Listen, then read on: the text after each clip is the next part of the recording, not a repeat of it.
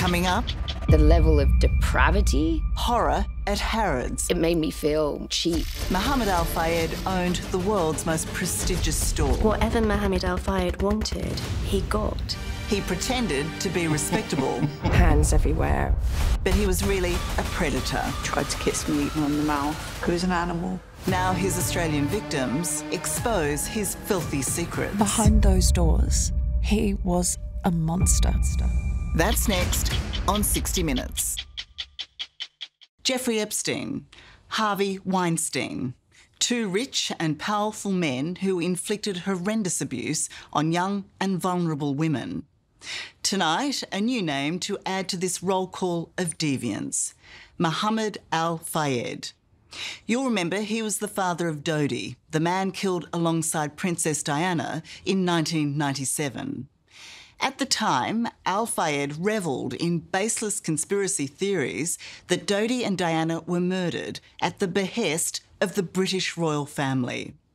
What we didn't know back then was that Al Fayed, as the formidable billionaire owner of department store Harrods, was a serial sexual predator.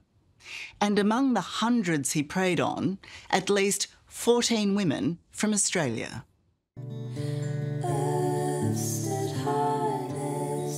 They're the brave survivors of the world's worst case of corporate sexual assault. Committed at the world's most famous department store.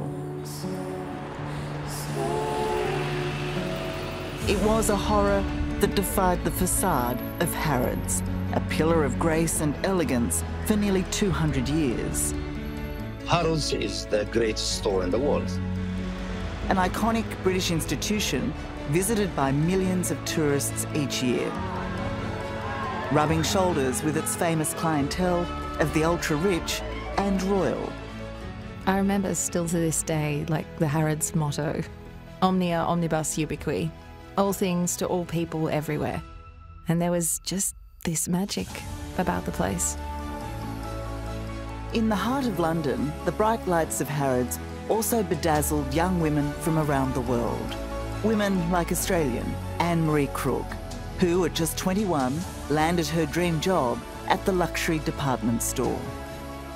Why did you want to work at Harrods? Who didn't want to work at Harrods? It was luxurious, it was exciting. I mean, it was a really magical, magical place for me. For 25 years, the chairman and ringmaster of the circus was Mohamed Al Fayed.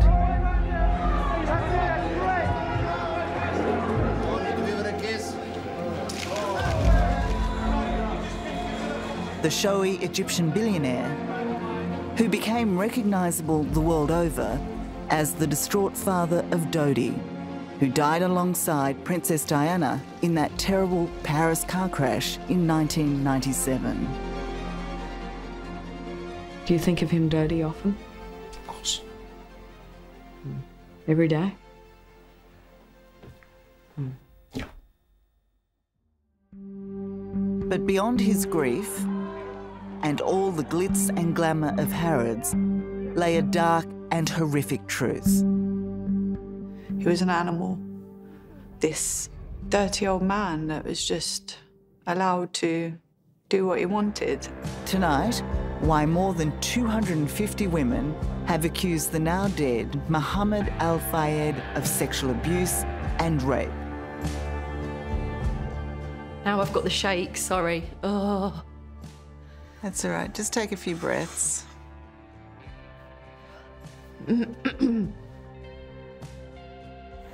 It was awful. It was the most terrifying thing I can remember in my life. Awful. For many years, fear and shame silenced them. But now they're determined to expose who Mohamed Al Fayed really was. If you were young and blonde and worked for him, then you were available. I'm shocked how it's making me feel now. I mean, 30 whatever years later, and it's really affected me. And that's ridiculous. This man's entire life and empire was built on lies and abuse. That's his legacy.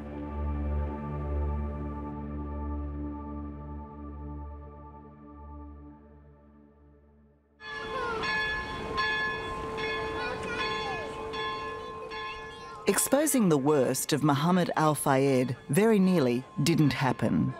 Just by a quirk of chance, it began here, in the sleepy village of Lichfield in England's West Midlands, far removed from the world of Harrods.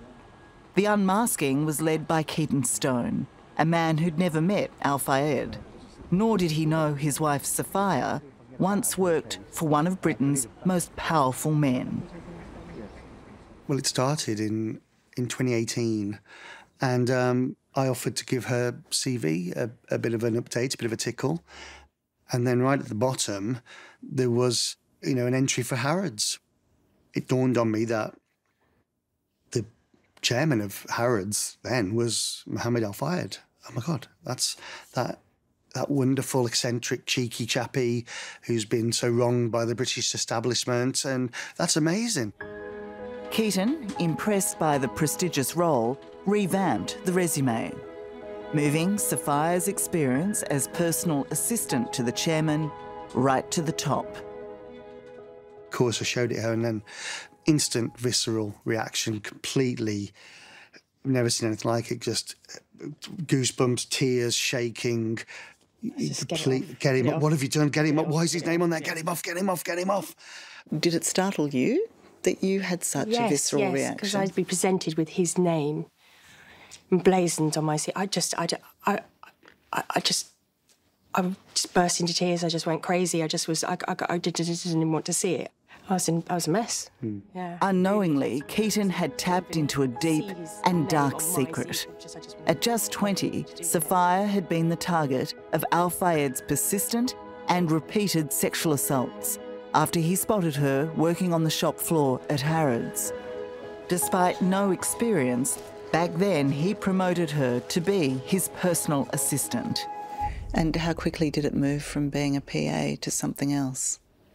Initially it was just cuddles and trying to kiss, and then it got grabbing and groping and hands everywhere up my skirt and down my top. And he'd come and just grab me and pull me on his lap. He would squeeze my boobs and go, "Give me some milk from your titties," and stuff like that. The vulgarity would soon escalate to 4 attempted rapes over 3 years.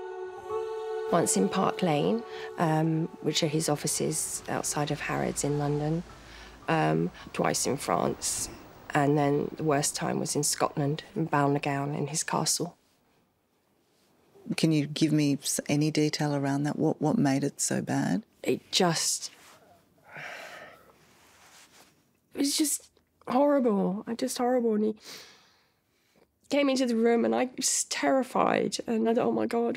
It's just seemed more insistent and more forceful. So for me, that was the worst. I don't know. And I just lost it and just started screaming my head off and saying, get out, and kicking him and everything. And he finally just, gave up. Was that the one you wounded? Sophia's anguished revelation shocked and angered her husband. The knock on the door will be coming. Spurring this documentary maker into action. It was a love story, really, I think. And that thought of someone doing something horrendous, horrible to her, it absolutely, it obviously broke me as well. It broke my heart. I wanted to find out where it went, who it led to, who was involved. But Keaton's hunt for the truth uncovered so much more than he expected. The world's worst case of corporate sexual abuse. It was colossal. America, Canada, Africa, Asia, Australia. The horrors went all around the world, unfortunately. 14 of those women are from Australia. And next, we hear from the first to go public. It made me feel cheap. It made me feel dirty. And I didn't know what to do. What is it like for you to look at him? I mean, he's He's someone who's caused me a lot of pain and a lot of trauma. Anne-Marie Crook is the first Australian to speak out about the sexual abuse she suffered in 2006 when she worked at Harrods in London. Her abuser was her boss, Mohamed Al Fayed, the billionaire owner of the world's most famous department store. The girl from Canberra, who'd always dreamed of landing a job at Harrods, had unwittingly entered a sordid workplace that would scar her for life. Why have you been silent for so long? There's feeling sort of shame and guilt, which I realise now it's not my shame to burden myself with. I think there was a real culture of fear and intimidation that existed around Mohamed Al Fayed. Anne-Marie was inspired to speak out by the courage of British woman Sophia Stone. Al Fayed had attempted to rape her 4 times when she was his personal assistant from 1988 to 1991, a horror experience she only shared with her husband Keaton 7 years ago. Because I'd sort of hidden it for so long and buried this horrible part of my life that I just never wanted to relive or ever go back to. Galvanised by his wife's distressing account, Keaton began to dig into Mohamed Al Fayed and Harrods. It's something I've heard, obviously, a number of times. I'm so sorry. From his garden office, this independent filmmaker spoke to dozens of former employees. Speak out, say your truth, which is the truth. Their stories were disturbingly the same. Armed with this overwhelming evidence of abuse, Keaton took his investigation to the BBC. In September last year, Sophia, along with 19 other women, revealed the truth about Mohamed Al Fayed. And he pushed me in and onto the bed so that I couldn't move and held both my wrists. Get him off, get him off, get him off. The broadcast sparked an avalanche, with hundreds of women declaring they too had been sexually assaulted by the chairman of Harrods. Mohamed Al Fayed's death in 2023 making it safe for them to finally speak out. When you saw the documentary, what was your reaction? I think the level of depravity, the depth of the pain and the suffering that he has caused, the long-term damage, was something I could have never imagined. And I think, yeah, it's just, yeah. Are you okay?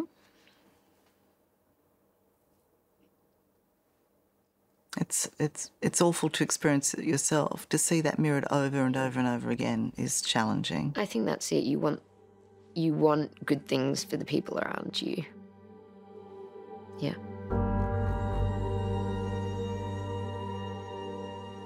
In terms of the scale of this, have you ever seen anything like it? No, it's absolutely massive scale. We have over 250 survivors. But barrister Maria Muller, who is part of the legal team representing the Justice for Harrods survivors, fears there are many more. Mohamed Al Fayed was one of the most powerful men in the world. And what people really need to know is that whatever Mohamed Al Fayed wanted, he got. What he wanted predominantly was pretty young blonde women who he spotted, promoted, and chillingly screened. And he masterminded a devious way to do so. Disturbingly, he wanted to first know if the women he was targeting were clean. So the women he handpicked to work in his office were required to undergo a medical examination conducted by doctors on Harrods' payroll. Absurdly, it was pushed as a perk of the job.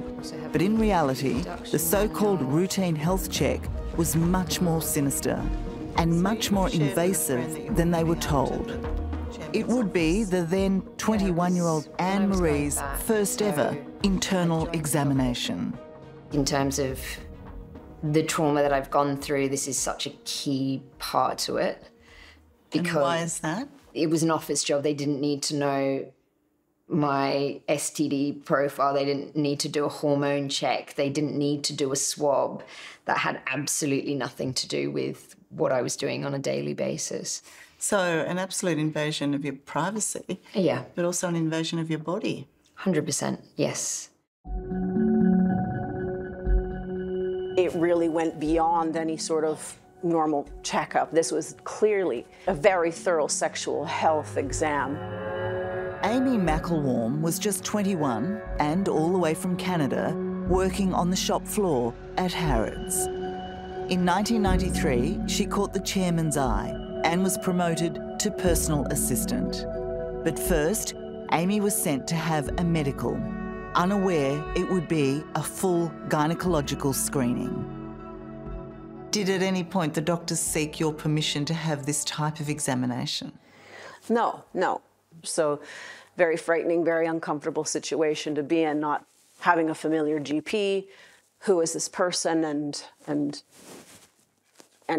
how did this happen when I was just selling handbags 2 weeks ago? Amy never got to see her results. Incredibly, the routine at Harrods was for the doctor to send them to Al Fayed instead. He then delivered the health news to his young assistant. I did require an antibiotic for a basic infection. It was Mr. Al Fayed. I found out the results through him, yeah. And he had medicine in his office, which then I was given. So what was your reaction to get these results and advice, medical advice, from your boss? From him. That's an extraordinary situation, isn't it? An extraordinary situation, yes. Looking back, wow. The requirement for staff to have medical examinations, was that legal? No, absolutely not. In any scenario, from an occupational health point of view, would you have that kind of internal medical examination for that role, any of the roles? It's just absolutely not legal at all. It was a cunning and calculated way to vet the women Al Fayed was planning to attack. As Anne-Marie sadly soon discovered, her clean medical would put her on the path to sexual abuse. It was after I'd had my medical that the chairman started to kiss you on the mouth, or starting to put his hand down your top and squeeze, put his hand on your leg. For the next 8 months, Mohamed Al Fayed abused her in this way at every opportunity. Then, on October the 11th, 2006, it escalated. He summoned Anne-Marie to his Park Lane property, where he attempted to rape her.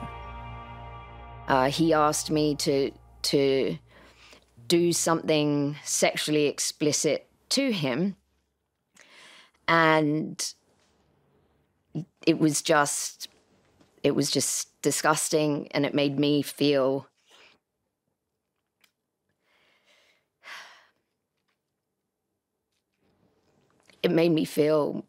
cheap. It made me feel dirty, and I didn't know what to do.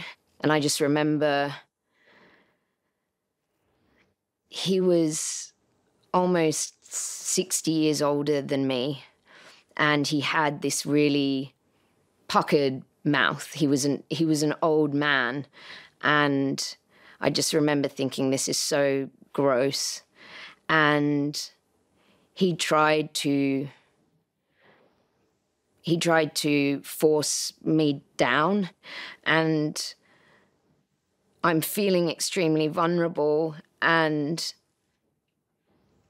know that if I make him really angry, then I'll lose my job. Luckily, Anne-Marie was able to fight off the chairman and move to another department where she rarely encountered him. She eventually resigned, but the trauma of being attacked by Al Fayed has never left her. Fundamentally, he was a scary man. You were 21. Nobody was listening. We didn't have a voice at all. You were the least powerful Yeah. up against the most powerful. Yeah, I think that's a great way of putting it. Coming up, what went on behind the doors of this French mansion, Al Fayed's villa of nightmares. The worst of the worst happened.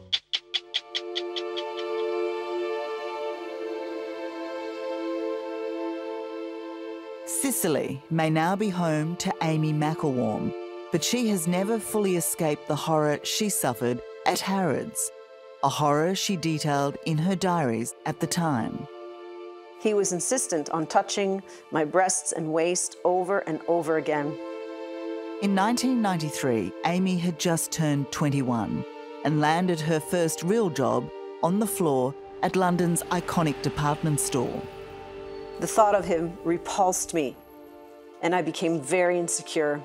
Very soon after starting, she was handpicked by the chairman of Harrods, Mohamed Al Fayed, to be his personal assistant, based at his upmarket Park Lane property.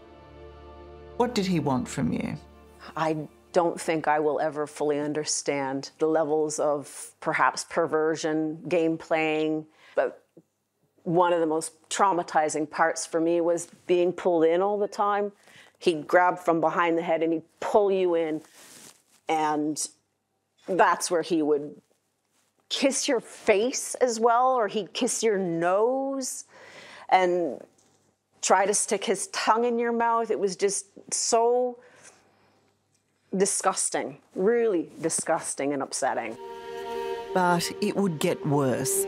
In October 1993, Al Fayed demanded Amy accompany him on a work trip to Paris. They were to stay at Al Fayed's mansion, Villa Windsor, west of Paris, which has since become known for his most violent attacks. With no phone and no passport, Amy was trapped, with nowhere to run. And that night, he tried to rape her.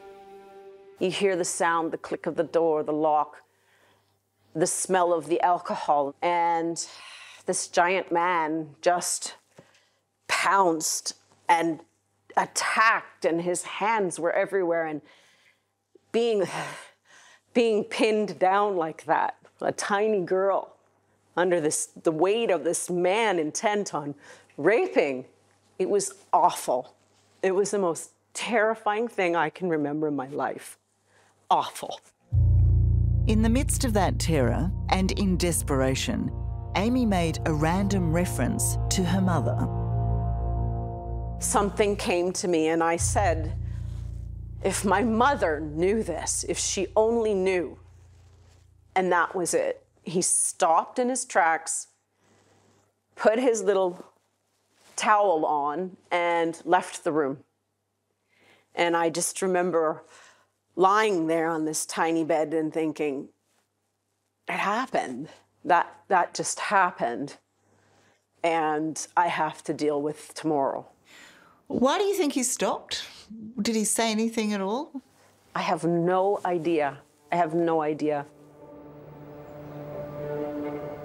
The property was gated. There were security guards making sure that people didn't come in or go out. In 2008, Gemma, 25 at the time, was another made prisoner at Villa Windsor by her boss, Mohamed Al Fayed. Being trapped in a foreign country with no access to my passport, no way of escaping, that man did what he did to me. After a campaign of sustained groping and molestation over many months, Gemma was so terrified of the chairman, she began secretly recording him. Just relax. I am relaxed. I just want to go to sleep on my own. I will leave you to sleep. Just make love, and then? I don't want to make love. Well, why you came with me? Just to trouble me? No, because I'm working with you. This conversation, recreated from the transcripts of Gemma's recordings, happened at the Villa Windsor. Mohamed had come into her room uninvited. Rebuffed by Gemma, he leaves. He was muttering something under his breath. He left, he shut the door, and I spent I don't know how long. It felt like forever, but I managed to kind of get myself to a point where I was sort of drifting off to sleep. But then Al Fayed returned. And what he did next so traumatised Gemma, she can barely talk about it. He'd come and let himself in the room. And, you know, in one way or another, forced himself on the bed. He wasn't wearing a lot. He had his just a silk gown that was undone. And I don't know if I can do it. Oh. You might need to ask me the question again, sorry. Ugh. It's okay, just take your time. It's fine, Gemma. Sorry, I felt like I was going to be sick then.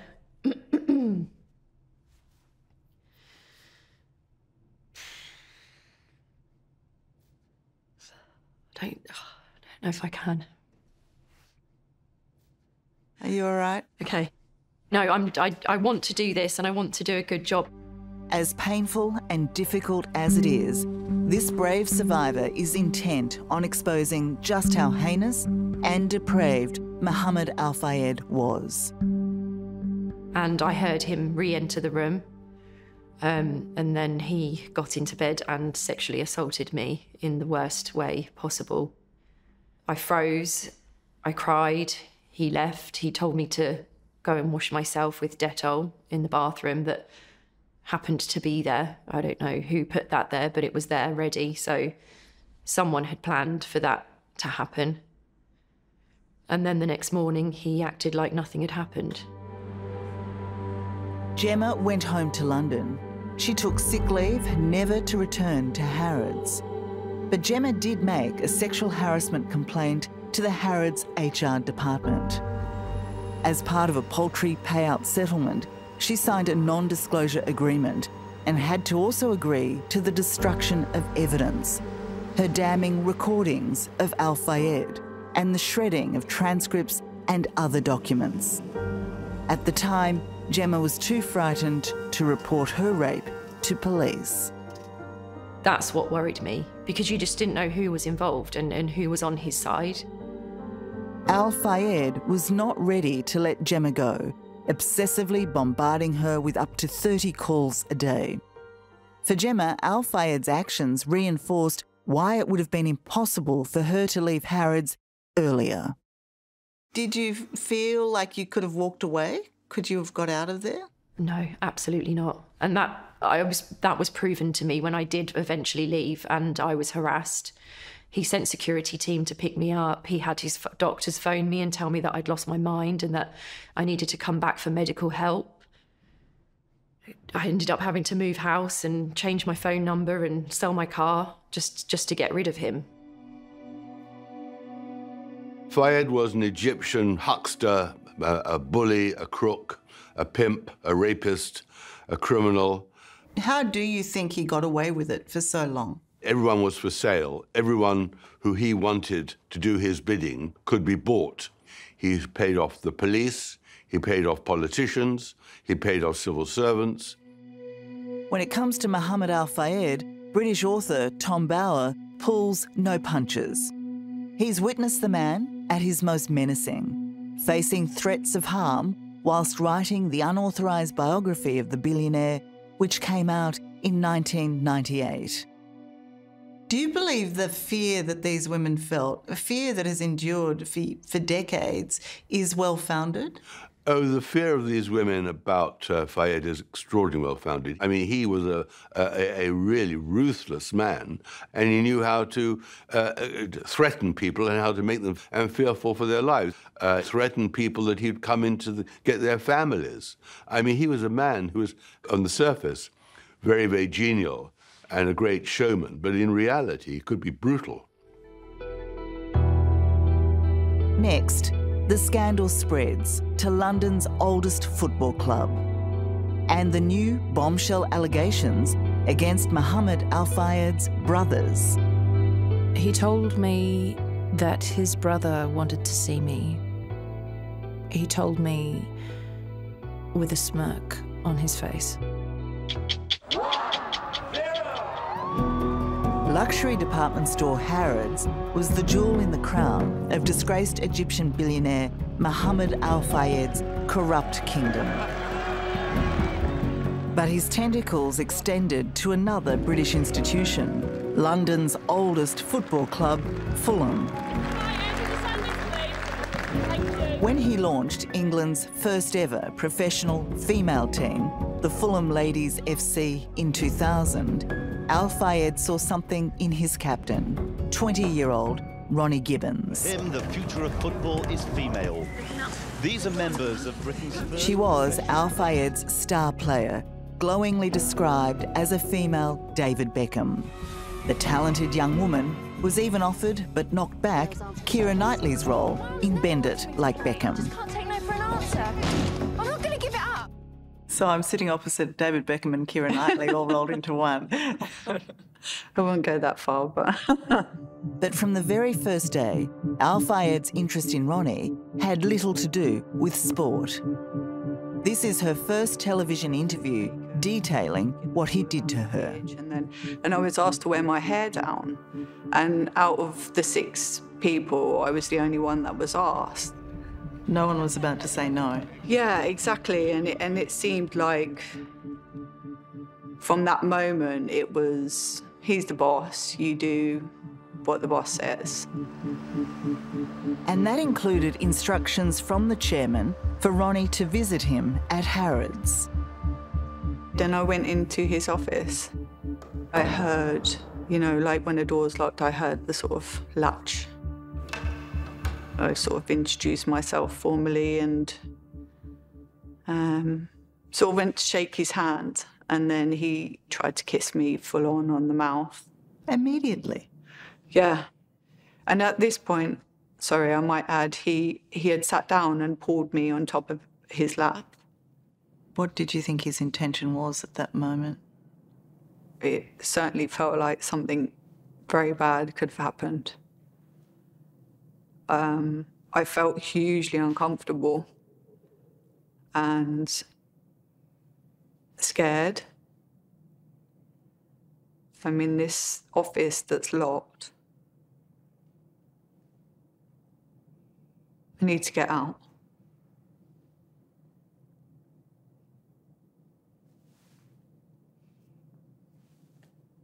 Sorry, it's okay.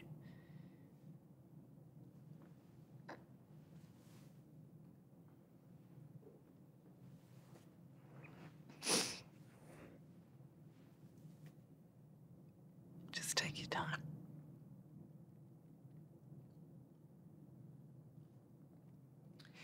So I managed to stand up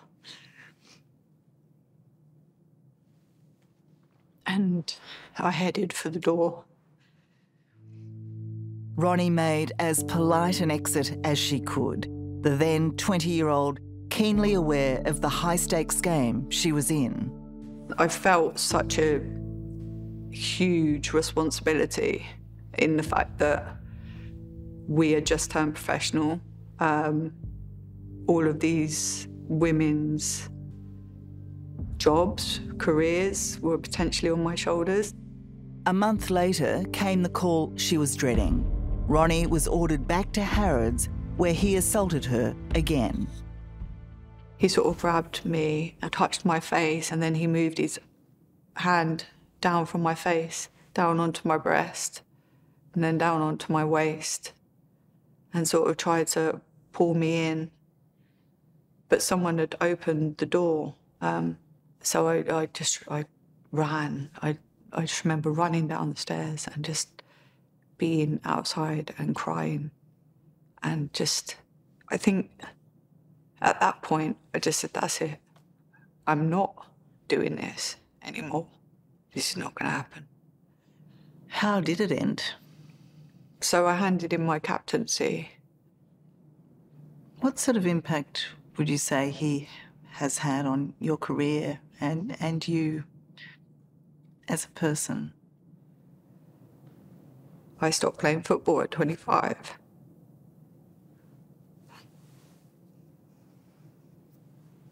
Sorry.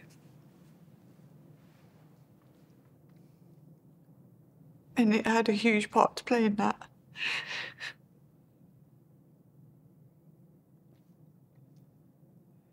And personally, yeah, it definitely, even to this day, it still affects me. But I couldn't speak up either because I was scared. In Australia, that fear certainly lives on in Kim, whose voice has been changed to protect her identity. All these years later, is that fear at the heart of why you wish to be anonymous? Completely. It's the fear of everything. Still. Kim worked for the chairman at Harrods for 5 years from 1994. She has since emigrated here, but at the time, escaping her abuser felt impossible. Behind those doors, he was a monster. I was scared for my life. Al Fayed twice attempted to rape his young assistant. He told me to clean myself. That's when I knew what was about to happen. I smelled like Dettol. He told me to get undressed and told me to lie on the bed. I just remember being fixated on the ceiling and trying to take myself somewhere else. But when he went to come on top of me, he didn't enter me. He wasn't able to. And to this day, I feel like that's the one piece of me that he never got. But the horror wasn't over. In shocking new revelations, Kim claims, once done with her, Mohamed passed her on to his younger brother, Ali Fayed, who was in his mid-50s at the time. I was summoned. He told me that his brother wanted to see me. He told me with a smirk on his face. The two had never met, and so what followed was a bizarre charade. I was taken into a dining room. I remember a table, and it was set up for two, and Ali Fayed was there. So like a date, you mean? It was exactly set up like a date. It was almost like some kind of seduction routine. He produced a bottle of French red wine, and he said, "Look at this year, look at the year. This is the year you were born." But that's where the romancing ended. Echoing his brother's attack on Kim, Ali directed her to the bedroom. He told me to get on the bed. I was petrified, going through the same ordeal. He touched me, touched my genitals. Kim says Ali then digitally penetrated her. And then it stopped. And he told me I could go, and I never saw him again. Why do you think he told you to go? Why did it stop?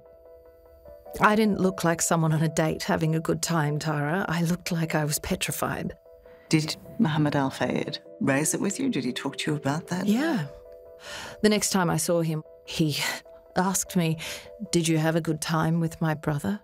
Fucking bastard. "Oh, did you have a good time with my brother?" Canadian Amy McElwarm is another to accuse the brothers of colluding in her assault. In 1994, Mohamed ordered his then 21-year-old personal assistant to go on a business trip, travelling on his private plane to the Swiss Alps with his younger brother, Ali Fayed. To describe it as a work trip was a ruse. Instead, Ali organised to take Amy for a swim. And once in the water, he grabbed her. It was just the arms coming around from behind, the pulling in, the reaching at your waist, your legs, your backside pulling in, and come on, it's fun, kind of playing it up as if it were a game or something amusing. But it wasn't a game and it wasn't amusing for you. It wasn't a game and it wasn't amusing. No, it wasn't. No. You're feeling so upset and so scared in that moment. How do I get out of this? And someone's laughing at you. It's something that I can't begin to describe, that humiliation. What do you make of these latest allegations in this scandal against the living brother, Ali? It was a family business, assaulting women. Sharing women was a sordid hallmark of the Fayed brothers, according to Britain's leading investigative biographer Tom Bower, who first published his unauthorised exposé of Mohamed Al Fayed in 1998. Fayed not only shared women with Ali and with Salah, his other brother, but also with Dodi. There was no emotion about it. A good woman was to be shared and to be enjoyed by the family, so to speak. These allegations against Ali Fayed are the latest in the Harrods scandal, but Fayed has come out fighting, unequivocally denying them, saying they're unsubstantiated and simply never happened. His spokesperson says he is not a perpetrator and will not be scapegoated. His accusers maintain there is compelling evidence that supports them. So this was presented to you? Yeah, by Ali Fayed. And this is the box he gave it to me in, Tara. On the fateful night Kim says she was assaulted by Ali Fayed, he first gave her this necklace. He said, "This is a gift for you." It's actually pretty heavy, isn't it? Yeah. Kim has kept the necklace, recently valued at more than $12,000, hidden away all this time. Not for some eventual financial gain, but for self-protection. Oh, it certainly substantiates just the level of inappropriateness. On investigating the origins of the necklace, we found the high-end watch and jewellery store Manfredi in Greenwich, Connecticut, in the United States. I've never been to Greenwich, Connecticut in my life. But Ali Fayed cannot say the same. He's lived in Connecticut since 1990 and bought this estate in 1996. Was it a family trait to give these women jewellery? Jewellery was the way to pay them off. It was a currency. We'll buy not only your body, but also your silence. Lawyer Maria Muller, representing the Justice for Harrods survivors, says 3 women so far have contacted her team with sexual assault allegations against Ali. They're also investigating accusations made by other former employees against Mohamed's second brother, Salah, who died in 2010. You clearly think you've got a good case. Yeah, absolutely. From what these women have told me, they are absolutely credible in what they say. No sense of blaming him for the sins of his brother? No, no. The reality is there were 3 brothers involved with the abuse. And so we have to make sure that no stone is unturned if we are to do justice to what the women have been through. Despite the passage of time, Amy McElwarm says the surviving brother, Ali Fayed, must be held to account. No more silence. We're going to use our words and our voices, and some of us our faces, to get that justice. 100%. And as you'll see, that joint fight has come to Australia, where the pursuit is now for those who knew but did nothing to stop the predators at Harrods. Expect to knock on the door and the dominoes are starting to fall. Passing to note, we learned today that Mohamed Al Fayed has died. The billionaire businessman Mohamed Al Fayed, who went from selling soft drinks in Egypt to owning Harrods and the Paris Ritz, has died at the age of 94. With his death on the 30th of August 2023, Mohamed Al Fayed escaped justice. A terrible blow to his many victims, including Sophia Stone. When you learned Mohamed Al Fayed had died, what was that like for you? he needed to be accountable for everything he's done, and that never happened. We were that close, and then he died. Final insult, really, but he knew it was coming. Sophia's husband, Keaton, has for the past 7 years been investigating the crimes of the Harrods boss. Now the hunt for more answers has brought the pair to Sydney to meet Australian survivors who, through fear, have stayed silent for decades. Do you find it extraordinary that that fear reached all the way to Australia? It makes sense. This is a very, very powerful man, very scary man, a horrible man who did heinous crimes. Waiting to meet Sophia and Keaton are Australian women Kim and Anne-Marie Crook. And I think having people in our corner has been one of the most special things about this, because we didn't feel that. Along with British barrister Maria Muller, Keaton and Sophia are here to reassure the women the fight is not over. It's so amazing to meet you. Absolutely so amazing. That's actually in person. Try not to cry. I know, I was just saying the first step, right? When you didn't know what would happen. No. And so we all have a lot of love and respect. You're all amazing. So brave. What are the tears about? For all of you, I mean, you all were crying. Why? Powerful moment, isn't it, this? Yes. People meeting people on the other side of the world, you know, where it's stretched. The breadth and scale of Al Fayed's abuse is truly staggering. 250 women and counting. But it defies belief he acted alone. And it's those people, Al Fayed's enablers and facilitators, who are now in Keaton's sights. Ladies, are you up for the next step in the fight? Definitely, yeah. There's something terrifying and exciting about it at the same time. Terrifying as well. Yeah. It's terrifying for them. The fear's over. Yeah. You know, time to be scared is gone. How important is justice to healing? I think justice is incredibly important, because I think that's the thing that's been missing for us for so long. 41-year-old Anne-Marie Crook is yet to fully comprehend the extent of the systematic abuse she encountered at Harrods, that she was the victim of a dark delivery network designed to put her in harm's way. When you put all of the pieces together and you realise that within a corporate context, you were essentially trafficked within what you thought was a legitimate company, is just, it's so difficult to get your head around. You thought you were stepping into an office job. This is not what you signed up for.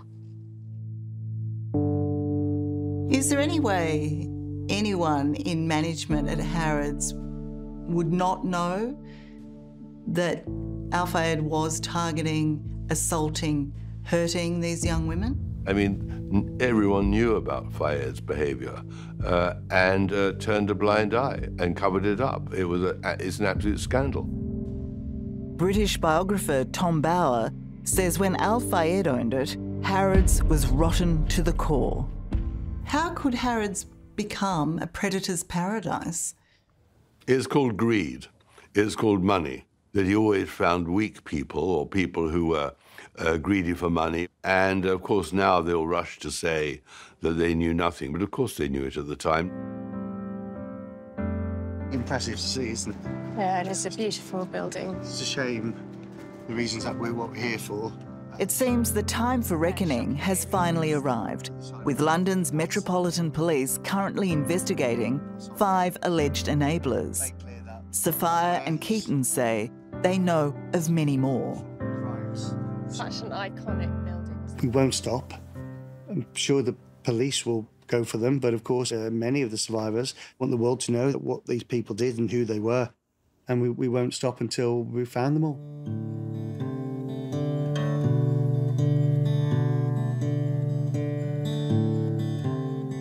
The journey to justice continues, but by stepping out of the shadows, these brave survivors have shown that courage is contagious. By coming together, They have robbed Mohamed Al Fayed of the thing most precious to him, his long-held desire to be remembered as a good man. Since I'm a person who lives with his conscience, lives with his commitment to others, and I believe that God always on my side. If you could, what would you say to the chairman now? Rot in hell.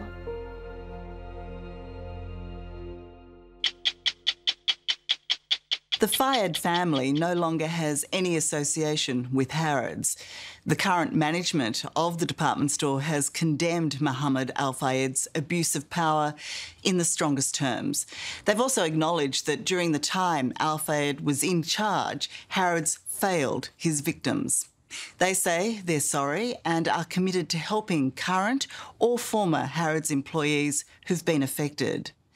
The lawyers representing the women we've spoken to say that must include substantial compensation from both Harrods and Al Fayed's estate. On this week's 60 Minutes podcast, Extra Minutes, why many of the women sexually assaulted by Mohamed Al Fayed still fear him, even in death. Because he was a billionaire, he had money to throw around, that he had people in his pockets. That's Extra Minutes, available now on your favourite podcast apps.